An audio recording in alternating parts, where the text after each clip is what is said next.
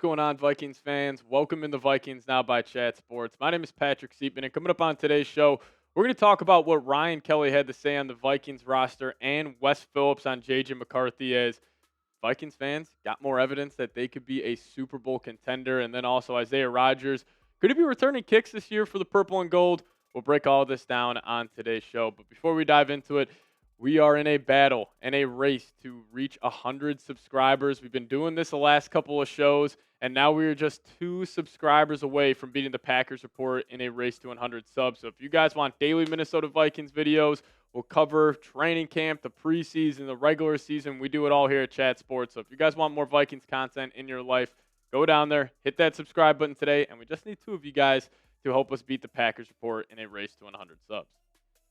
All right, Ryan Kelly was talking about the Vikings roster yesterday, and he came out and said, this is the most talented team I've ever been around top to bottom. And I think this is twofold. One, the Vikings are absolutely stacked. And two, Ryan Kelly with the Colts, they never had like a great roster. They had a couple good rosters here and there, but definitely this Vikings team is by far the best team he has been a part of. And so I want to just go through some of the main guys on this team. We can start off with the blue chippers, and I think this experiment does a really good job of just showing how stacked the Vikings really are. And you got the blue chip guys, and I think these are they're some of the best in the league at their respective positions. You got Jefferson, Darisaw, Grenard. I think those 3 are undisputed. And then I did decide to include Van Ginkel in there. Had an all-pro season. Brian O'Neill just has been the definition of consistency at the right tackle spot. And then I do think Jordan Addison will be undisputed a blue chipper after this season, so a little projecting by me there. But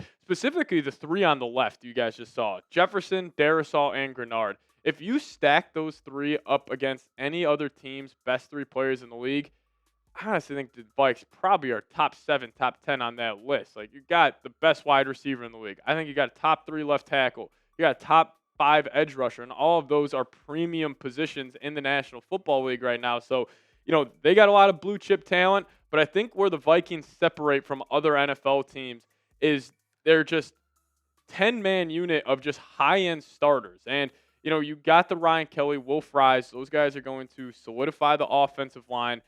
They're in the upper half of the league at both of those positions. And then, TJ Hawkinson, I think he's still a top 7 tight end in the league. Blake Cashman, in my opinion, the most underrated player in the National Football League. I was so tempted to put him in the blue chip category, but decided to just go with high-end starters. And the 2 guys picked up in free agency, Hargrave, Jonathan Allen, those are 2 pretty damn good defensive tackles.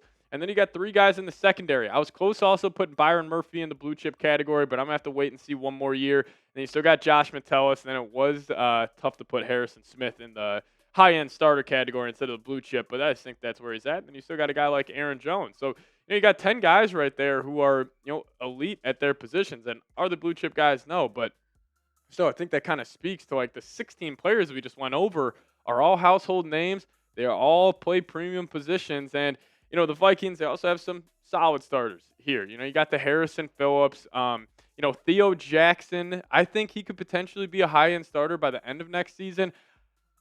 I really wanted to put Josh Oliver as a high-end starter, but I decided to put him just as a solid. Then you still got Ivan Pace, Isaiah Rodgers, Jalen Naylor, but even those 6 guys are just solid, in terms of just, guys you don't really have to worry about on any given week.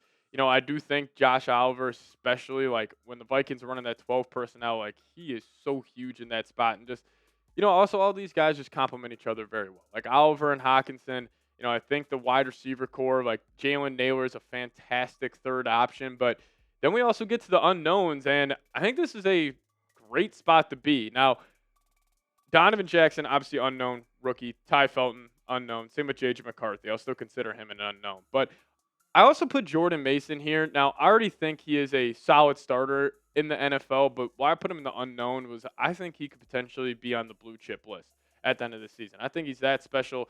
You look at the advanced numbers for him, the analytics, they really speak to that. But then also a guy like Mekhi Blackman, I could see him being, a high-end starter maybe by the end of next season. And Rondell Moore, maybe he just ends up being a solid starter. So I got a guy like Ty Felton there. But I do want to zero in here on Jordan Mason. This is the guy I'm going to be pounding the table about all offseason, as he is going to be the biggest X factor and breakout candidate for the Vikings offense this season. And I think he is a guy where we could be looking up, and if the Vikings really do fully embrace the run, and yes, it will still be a backfield between him and Jones, but I could see him still going over 1,000 yards. I could see both those guys going over 1,000 yards, but Jordan Mason, he'll be a fan favorite here, hopefully in the next couple of months. But overall, I think the Vikes got a top 5 roster in the entire NFL. And, I think if you would just drop, like, let's just say, Jaden Daniels. If you just drop Jaden Daniels on this Vikings roster, they're probably top 3 odds to win the entire Super Bowl. So it is pretty cool, though, just hearing Ryan Kelly talk about it, because I'm sure those guys just look around the practice field. It's like, oh, there's Jefferson, there's Darisaw, Grenard, but then even go deeper with like Van Ginkel, all of these guys. Like, they're probably just blown away with all of the talent that is out there. So, hey, show Ryan Kelly some love. If you like, it's so funny. I will literally just sit at work and I'll just stare at the Vikings roster top to bottom. And sometimes I can't believe it. It's a loaded group. It's stacked. There's the blue chippers, the unknown guys. It's just top to bottom, one of the best ones in the league. So, hey, show Ryan Kelly some love. Give me those 78s down below in the comments section. Now, we'll wrap up today's show talking about what Wes Phillips had to say on J.J. McCarthy and also a little Isaiah Rodgers here. But Wes Phillips was asked after practice, how's McCarthy doing? Do you think he is where he needs to be? And this is what Wes had to say. I think JJ is right where he needs to be right now, and right where we thought he'd be. I don't think he'd come up here and say he mastered the offense. Every rep is a learning rep, and this is the JJ McCarthy calling card. Trust the process. Just try to get better day by day. And it's so funny. He is going to be the youngest starting quarterback in the National Football League next season. Like, he's younger than Cam Ward. He's younger than Tyler Shuck, these rookie starters. And he's obviously younger than Caleb, Drake May, Michael Penix, and Nix, and Jaden Daniels, all guys in his draft class. So maybe we'll see a couple of bumpy games early on in the season, but just trust the process. This kid will get better day in, day out. But Wes Phillips was also asked because of Colin Cowherd saying McCarthy doesn't have a strong arm. Obviously, the beat guys for the Vikings decided to ask him about that. And he said, I think J.J. McCarthy has always had a strong arm. We saw that when we went to Michigan and worked him out. He's physically in really good condition right now, so that's always going to be somewhat of a factor. But he's got a natural ability to put that zip on the ball. And, that's weird. I thought I was hearing from Colin Cowherd. Everybody else said he doesn't have a strong arm. But in all seriousness, like, even just going back and watching the preseason highlights against the Raiders, like, the ball just absolutely flies off his hands. And I actually love the comparison that Hawk threw out of a little Matthew Stafford. Obviously, if he ever reaches the peaks of Matthew Stafford, the Vikings are going to win multiple Super Bowls. But in terms of the zip that he puts on the ball, I see it 110%. Like, he's even got more zip than a guy like Joe Burrow over the middle of the field. Like, you go look at that, like, 3rd and 9 crossing route in the preseason game. He threw the Jalen Naylor. Like, it got on him so fast. I just can't wait to see him play. But you guys let me know, who is your pro comp for J.J. McCarthy? I always said a little Joe Burrow for McCarthy. It's in terms of, like, how they're both very cool, calm, collected, great pocket presence. They both process the game very well. But I have a new one. I think I'm going to go juiced up Brock Purdy here. And I think Brock Purdy is a fantastic quarterback. I think he is a top 12 quarterback in the league.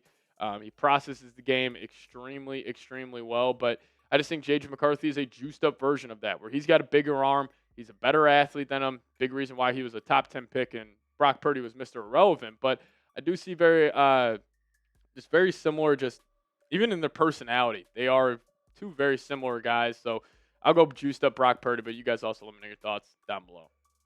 And then Ben Gessling, he was talking about Isaiah Rodgers, saying with Isaiah Rodgers looking like a starting cornerback, Matt Daniels plans to talk to upper management about using him on returns. Now, actually, if you look up the Vikings roster right now on our lads, they have Isaiah Rodgers as a starting kick returner.